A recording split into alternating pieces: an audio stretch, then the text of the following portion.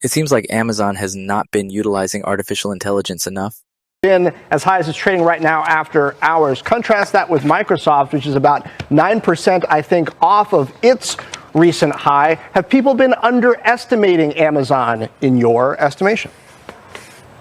They have, and I think the operating income really shined when you look at the upside in overall income. Their guidance next quarter, the street was at the low end of their guide on operating income, so we think that is a good sign.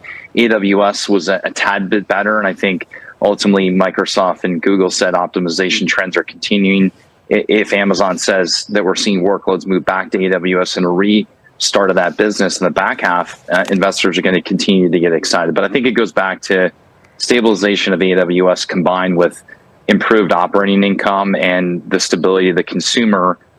And Amazon stock does very well when they're in harvest mode. They're harvesting the investments they put in the pandemic. They're not making as big of investments, and we're in this harvest mode, which should be good for investors. Matt, is this Amazon's chance to break through with Bedrock on the call, talk about its AI initiatives, which, see what you did there. We've been talking about it here on Overtime, since at least last month when Andy Jassy was on, but people seem to largely have been overlooking it. Well, first of all, I do think this is validation of Andy's strategy and capability as CEO. I mean, he has now been in the seat for 2 years. And I think there was a lot of question marks after the end of the first year. A lot of the decisions that are showing up in these results are decisions that were made several quarters ago. And so I think it is validation there. I think the bigger picture piece, though, is that all these big cloud players are going to be winners in an era where we're going to have a next massive wave of innovation.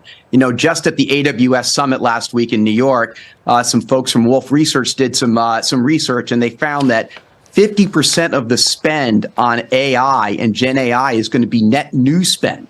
And so you've got this massive tailwind. I think I called it an AI windfall last week.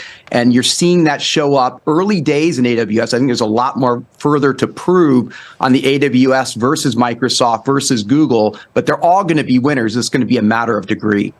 Brent, I want to get your thoughts on AWS specifically, the fact that it looks like net sales topped expectations, operating income topped expectations. I mean, we saw strong results in the cloud businesses for Alphabet and Microsoft as well a couple of weeks ago. I mean, is this a situation where we can confidently say there's been stabilization in cloud spending and that this is really a rising tide that lifts all boats right now?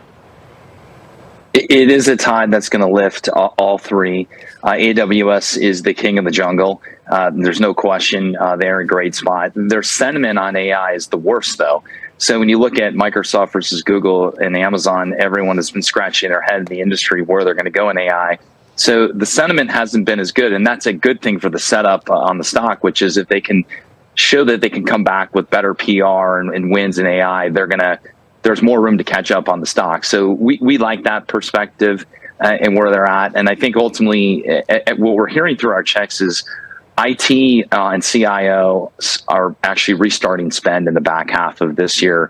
That we went through an optimization phase of what we bought during the pandemic, and you're hearing this from Google and Microsoft. But in the expert checks, they're starting to ramp back up as we get ready for AI. We've taken a break from consumption of public cloud. I think we get back on the public cloud highway, if you will. Things refire back up in the back half of the year, and that should be good. Again, the numbers were a little bit better. They weren't phenomenal. They didn't blow it up by any stretch of the imagination, but the stability, many investors were braced for a single-digit AWS number. We got low double-digit. And it feels like the back half of this year will be a lot better for AWS. Yeah, Matt, I mean, everybody's focused on AWS, and then you can also, make the argument about Prime and the consumer. But what about some of the other businesses that Amazon has continued to grow out and are also seem to be firing on all cylinders? For example, advertising, or even some of the emerging businesses like healthcare.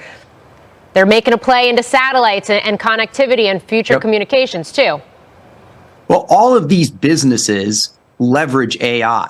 And I think that one of the things, Brett's right, that's misunderstood about Amazon is that they've been leveraging machine learning and artificial intelligence for decades plus, whether it's shopping recommendations, whether it's logistics optimization, whether it's advertising units. And so I think Amazon will be left off the AI train. What do you guys think?